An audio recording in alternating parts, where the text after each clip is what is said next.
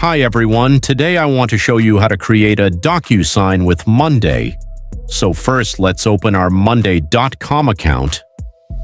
Now after opening our Monday.com account and logging in, head over to Zapier and click on the plus button here, Create on the top left corner, and hit in Zaps. Click on Zaps now for the trigger here, just add DocuSign and click on it. Here, just add your trigger event, for example, and sign into DocuSign account while clicking on this blue button, and after that click on Add Account to continue and confirm your sign-in after you completed the test. Now head over to Action and search for Monday.com.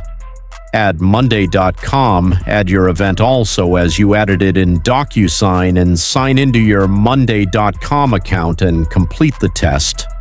And after that, click on the Confirm and Continue button.